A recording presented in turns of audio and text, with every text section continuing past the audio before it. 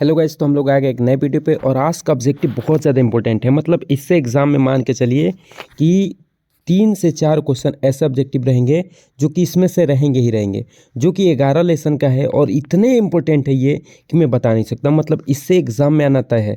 मतलब आप इसको पढ़ के जाते हैं तो 3 से 4 नंबर आप स्कोर करेंगे ही करेंगे।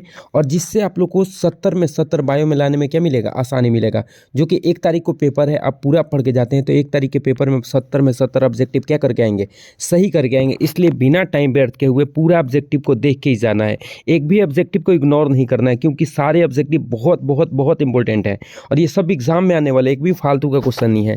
तो आ जाते हैं हम लोग पहले क्वेश्चन पे, जिसमें दिया है परजीवी गाय का नाम क्या है। तो देखिए, परजीवी गाय का नाम क्या है। पहला ऑप्शन है रोजी, दूसरा ऑप्शन है मोरी, तीसरा है मीरा और चौथा है सभी। तो इसका राइट जो आंसर होने वाला है, परजीवी गाय का नाम क्या है, रोजी नाम है।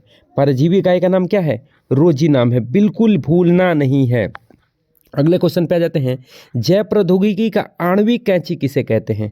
पहला है लाइगेज, दूसरा है प्रतिबंधन एंजाइम, दूसरा है दोनों, इनमें से कोई नहीं। तो बिल्कुल ये ध्यान रखने वाली बात है, आणविक कैंची जो है प्रतिबंधन एंजाइम है। इसको एग्जाम में प्रतिबंधन एंडोन्यूक्लियेज भी दे देता है, तो भूलना नहीं है। प्रतिबंधन एंजाइम का है या प्रतिबंधन एंडोन्यूक्लियेज का है, दोनों बात क्या है, बराबर है। और ये आणविक कैंची है जो कि डीएनए को विशिष्ट स्थानों पे काटने में मदद करता है। ये भी एग्जाम में याद रखिएगा कि यह डीएनए को कहाँ से काटता है, विशिष्ट स्थानों से क्या करता है, काटने में क्या करता है, मदद करता है। ये भूलना नहीं है कि विशिष्ट स्थानों से काटने में मदद कौन करता है, प्रतिबंधन एंडोन्यूक्लियेज बोले या प्रतिबंधन एंजाइम बोले, ये बिल्कुल इम्पोर्टेंट है। अगले क्वेश्चन पे आ जाते हैं कि जैव प्रौद्योगिकी का आणविक गंध क्या है। पहला ऑप्शन है लाइगेज, दूसरा है प्रतिबंधन एंजाइम, तीसरा है दोनों, इनमें से कोई नहीं। तो आणविक गंध क्या है, तो इनमें से है लाइगेज। इसका राइट आंसर क्या होना, लाइगेज। लाइगेज क्या करता है, डीएनए जो है ना, डीएनए जो है इसके टुकड़े हो कर दिए जाते हैं। प्रतिबंधन एंजाइम क्या कर देता है, छोटे छोटे टुकड़ों में क्या कर देता है, तोड़ देता है। अब इन टुकड़ों को जोड़ने के लिए किसका उपयोग किया जाएगा, गंध का उपयोग किया जाएगा। तो वही ये लाइगेज क्या करता है, डीएनए के छोटे छोटे टुकड़ों को आपस में जोड़ने में क्या करता है, मदद। ऐसे भी क्वेश्चन आ सकता है कि डीएनए के छोटे छोटे टुकड़ों को आपस में जोड़ने में मदद कौन करता है, तो लाइगेज जो है, जिसको आणविक गंध बोलते हैं, यह डीएनए के छोटे छोटे टुकड़ों को क्या करता है, आपस में जोड़ने में क्या करता है, मदद करता है। ये बिल्कुल भूलना नहीं है। अगले क्वेश्चन पे आ जाते हैं। अगला क्वेश्चन क्या दे रखा है कि आनुवंशिकी अभियांत्रिकी के पिता कौन है। पहला ऑप्शन है पालबर्ग, स्टेनले कोहेन, एस्टिवल्डीन और सभी। तो जो इसका राइट आंसर होने वाला है ये है पालबर्ग। कौन है जी, पालबर्ग। बिल्कुल नहीं भूलना, ये बहुत बहुत बहुत इंपॉर्टेंट है। अगला क्वेश्चन आ जाते हैं। अगला क्वेश्चन है एगारोज जेल किससे प्राप्त होता है, समुद्री घास से, पृथ्वी के अंदर से और सभी। तो जो इसका राइट आंसर होने वाला है वो है समुद्री घास से। एक बात और मैं बता दूं यहीं से कि पूछ देता है कि एगारोज जेल किस में उपयोग होता है, तो इलेक्ट्रोफोरेसिस में उपयोग होता है। किस में, इलेक्ट्रोफोरेसिस। बाबू ये भूलना नहीं है, इलेक्ट्रोफोरेसिस में इसका क्या होता है, उपयोग होता है। एग्जाम में कई दफ़ा पूछा गया है कि एगारोज जेल का उपयोग किस में होता है, तो इलेक्ट्रोफोरेसिस में होता है। इलेक्ट्रोफोरेसिस का हिंदी होता है जेल विद्युत का संचलन। ये इलेक्ट्रोफोरेसिस क्या होता है, जो कि डीएनए को जब हम छोटे छोटे टुकड़ों में काट देते हैं तो उन टुकड़ों को आकार के अनुसार अलग करता है। उसी में उपयोग होता है किसका, एगारोज जेल का। भूलना नहीं है। अगले क्वेश्चन पे आ जाते हैं। अगला क्वेश्चन क्या दे रखा है, निम्न में से कौन प्रतिबंधन एंजाइम है। पहला यूकोआर1, हिंद2, बॉम H1, सभी। तो इसका राइट आंसर सभी होगा। बिल्कुल भूलना नहीं है। प्रतिबंधन एंजाइम से हर साल क्वेश्चन आए हुए हैं। हर साल, कोई भी साल उठा के देख लो कि प्रतिबंधन एंजाइम से हर साल कुछ ना कुछ आते ही हैं। तो भूलना नहीं है, बिल्कुल नहीं भूलना है। अगले क्वेश्चन दिया है निम्न में से कौन प्रतिबंधन एंजाइम है। पहला है हिंद3, साल1 और PVUI और सभी। तो इसका राइट आंसर इसका भी क्या होगा, राइट, सभी होगा। बिल्कुल भूलना नहीं है। अगले क्वेश्चन पे आ जाते हैं। क्लोनिंग संवाहक, निम्न में से कौन क्लोनिंग संवाहक है, BAC, YAC और PBr322। PBr322 प्लाज्मिड है, याद रखेंगे ये सभी। तो इसका राइट आंसर जो होगा, क्लोनिंग संवाहक का काम सभी करते हैं। BAC भी करता है, YAC भी करता है और PBr322 भी करता है। बिल्कुल ध्यान रखना है। अगला क्वेश्चन वही है, सबसे पहला प्रतिबंधन एंजाइम कौन खोजा गया था, कौन है, हिंद3, हिंद2, यूकोआर1 और बॉम H1। तो इसका राइट आंसर जो होने वाला है वो है हिंद2। कौन है? हिंदुटू। सबसे पहला कोई खोजा गया था प्रतिबंधन एंजाइम, वो कौन था? हिंदुटू था। बिल्कुल भूलना नहीं है, बहुत ज़्यादा इंपॉर्टेंट है। अगला क्वेश्चन आ जाते हैं। अभी तक 900 से अधिक प्रतिबंधन एंजाइम की जानकारी है, जो लगभग कितने जीवाणु से मिलता है? एग्जाम में ये भी इंपॉर्टेंट है कि प्रतिबंधन एंजाइम किससे मिलते हैं? जीवाणु से। याद रखना है, प्रतिबंधन एंजाइम किससे मिलते हैं? जीवाणु से। कितने खोजे गए हैं अभी तक? 900 से अधिक का। और कितने जीवाणु से खोजे गए हैं? 230 से अधिक जीवाणु से क्या किए गए हैं? 900 से अधिक खोजे गए हैं। प्रतिबंधन एंजाइम किससे मिलते हैं? जीवाणु से। यहाँ से 3 प्रश्न पूछेगा कि प्रतिबंधन एंजाइम अभी तक कितने खोजे गए हैं? तो 900 से अधिक। कितने जीवाणु से? तो 230 से अधिक जीवाणु से खोजे गए हैं। और प्रतिबंधन एंजाइम मिलता किससे है? तो जीवाणु से। भूलना नहीं है, बहुत इंपॉर्टेंट क्वेश्चन है। अगला क्वेश्चन, कवक की कोशिका भित्ति। कवक की कोशिका भित्ति बनी होती है क्या चीज़ की?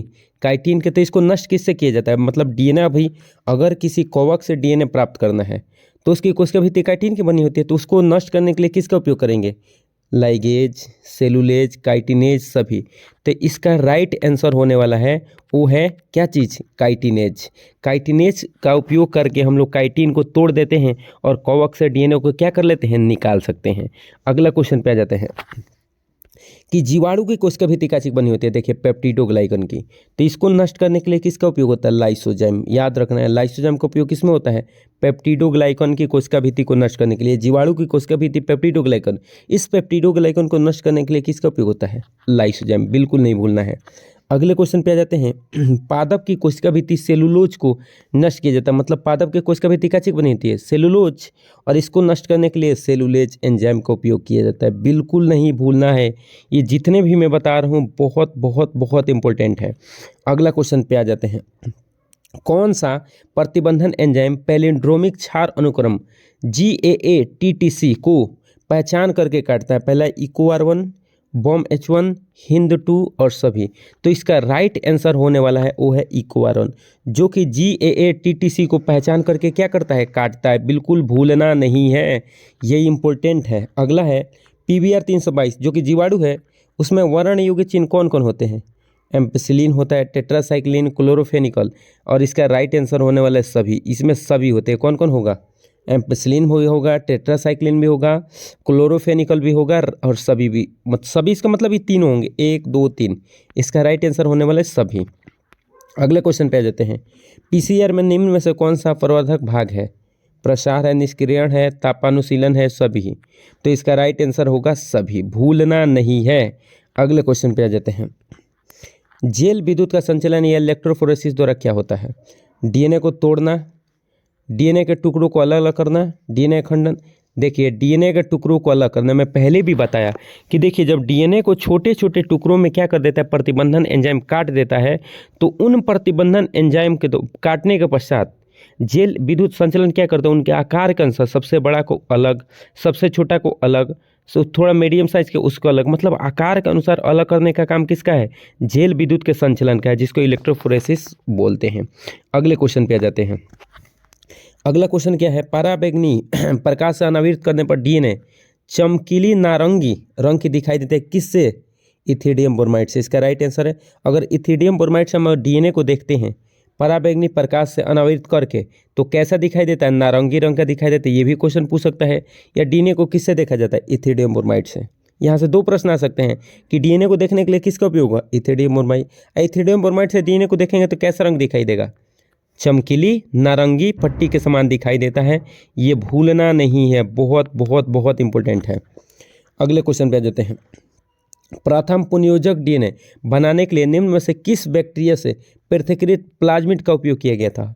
Thermos aquaticus, Escherichia coli, Salmonella typhimurium. यही है, साल्मोनेला टाइफिम्यूरियम जो है, इसका सबसे पहला पुनयोजक डीएनए बनाने के लिए क्या किया गया था? उपयोग किया गया था। ये बहुत बहुत बहुत इंपॉर्टेंट है।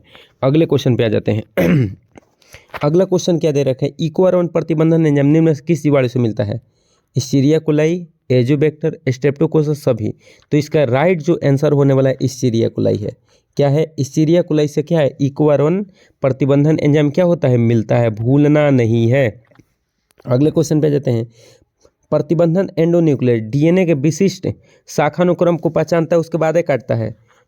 मिनीसेक्लाइड को पहचानता है, या VNTR को पहचानता है या पैलिंड्रोमिक न्यूक्लियोटाइड अनुक्रम को पहचानता है। तो पैलिंड्रोमिक अनुक्रम को क्या करता है EQ-R1 पहचानता है और फिर क्या करता है वहाँ पे कट लगाता है, DNA को विशिष्ट जगहों पर क्या करता है काटता है, भूलना नहीं है। अगले क्वेश्चन पे आ जाते हैं। अगला क्वेश्चन देखिए क्या दे रखा है। प्रतिबंधन एंजाइम की खोज की किसने? बर्गर ने, स्मिथ एवं नाथन ने, वाक्समैन ने, सभी। तो इसका राइट जो आंसर होने वाला है वो स्मिथ और नाथन ने क्या किया था, प्रतिबंधन एंजाइम का क्या किए थे, खोज किए थे, बिल्कुल नहीं भूलना है। अगला, निम्न में से कौन से सूक्ष्म जीव जेनेटिक इंजीनियरिंग में काफ़ी उपयोगी हैं? सीरिया कोलाई और एग्रोबैक्टीरियम, यही है राइट आंसर, पहला है। बिल्कुल आपका टाइम मैं बर्बाद नहीं कर रहा हूँ ताकि कम समय में ज़्यादा से ज़्यादा क्वेश्चन पढ़ें, क्योंकि आप लोग के पास समय कम बच गए हैं और आप लोग का 1 ही तारीख को एग्ज़ाम है और आप लोग को बेहतर करना है, इसीलिए कम समय में सोच रहा हूँ कि ज़्यादा से ज़्यादा क्वेश्चन दे दूँ ताकि आप बेहतर से बेहतर करें। आ जाते हैं अगले क्वेश्चन पे। प्लाज्मिड है एक, क्या है, कवक है, प्लाज्मिड है। तो इसका राइट आंसर जो में है जीवाणु कोशिका में अतिरिक्त गुणसूत्रीय DNA है, याद रखना है प्लाज्मिड। अगले क्वेश्चन पे आ जाते हैं। PCR का फुल फॉर्म क्या है? तो PCR का फुल फॉर्म ये है, आपको याद रखना, polymerase chain reaction. Polymerase chain reaction PCR का क्या है, फुल फॉर्म है, जो कि बहुत बहुत बहुत इंपॉर्टेंट है। अगला, DNA अवक्षेपित निम्नलिखित में से किसके मिलाने से होता है? तो शीतित एथेनॉल मिलाने से होता है, ये भी याद रखना है। अगला, परपोषी कोशिका में विजातीय DNA को प्रवेश कराने के लिए उपाय है? जीनगन है, सूक्ष्म अंतक्षेपण है, सक्षम परपोषी है या सभी है। तो ये तीनों ऐसे विधि हैं जो कि परपोषी कोशिका में विजातीय DNA को प्रवेश कराने में क्या करते हैं, मदद करते हैं, भूलना बिल्कुल नहीं है। अगला, CR किस रोग की पहचान के लिए इस्तेमाल किया जाता है? टाइफाइड की, कैंसर की, TB की, सभी। तो इसका राइट आंसर होने वाला है कैंसर। क्या होने वाला है? कैंसर, बिल्कुल नहीं भूलना है। अगला, प्रतिबंधन एंजाइम क्या दे रखा है? प्रतिबंधन एंजाइम। प्रतिबंधन एंजाइम हिंद 3 का स्रोत है, ई कोलाई है या बी कोलाई है या बैसिलस है या हीमोफिलस इन्फ्लुएंजी है। तो इसका राइट है हीमोफिलस इन्फ्लुएंजी है, जो कि जिससे क्या निकलता है, हिंद 3 निकलता है। अगला, PCR का उपयोग किस में होता है? तो PCR का उपयोग में राइट आंसर इसके बता दूं, पहला ही होगा। DNA के किसी खास जगह के प्रतिबंधन के लिए क्या होता है, उपयोग होता है PCR का, भूलना नहीं है। अगला क्वेश्चन पे आ जाते हैं। अनुप्रवाह संसाधन में क्या होता है? पृथक्करण होता है कि शोधन होता है कि A, B और उत्पादन? तो इसका राइट आंसर होगा A और B। इसका पृथक्करण होता है और शोधन किया जाता है, जो कि बहुत बहुत बहुत इंपॉर्टेंट है। अगले क्वेश्चन पे आ जाते हैं। आनुवंशिक अभियांत्रिकी में इस्तेमाल होने वाला पहला प्रतिबंधन एंजाइम कौन था? EQ-RB होता, EQ-R1 था, HIN3 था, इनमें से कोई नहीं। तो इसका राइट आंसर है EQ-R1। कौन था? EQ-R1, बिल्कुल नहीं भूलना है। अगले क्वेश्चन पे आ जाते हैं। दिया है बायोलिस्टिक या जीन गन का उपयोग किस में होता है? पहला ऑप्शन दिया है प्लाज्मिड को काटने में, दूसरा कटे हुए DNA को जोड़ने में, तीसरा है विजातीय DNA को परपोषी कोशिका में स्थानांतरित करने के लिए। तो राइट आंसर वही है, याद रख लेंगे। इतने ही क्वेश्चन हैं, आगे हम लोग इसके बाद अगले में देखेंगे वीडियो में। चूँकि अगर आप लोग को अच्छा लगता हो तो चैनल को सब्सक्राइब भी करेंगे, वीडियो को शेयर भी करना है और वीडियो को लाइक करना है, ताकि आप लोग के लिए ऐसी वीडियो आप लोग को डेली में लाऊं और आप एग्ज़ाम में 70 में 70 लाएँ। और एग्ज़ाम में आप 70 में 70 ला सकते हैं, बहुत ही आसान है एग्ज़ाम में 70 में 70 लाना। तो इसलिए आप लोग वीडियो को छोड़े नहीं होंगे और पूरे वीडियो को आप जितने भी ऑब्जेक्टिव बताए गए हैं ये सब VBI हैं, एग्ज़ाम में आने वाले हैं, इसलिए आप लोग इसको पढ़ के ही जाएंगे। मिलते हैं लोग अगले वीडियो में, तब तक के लिए जय हिंद।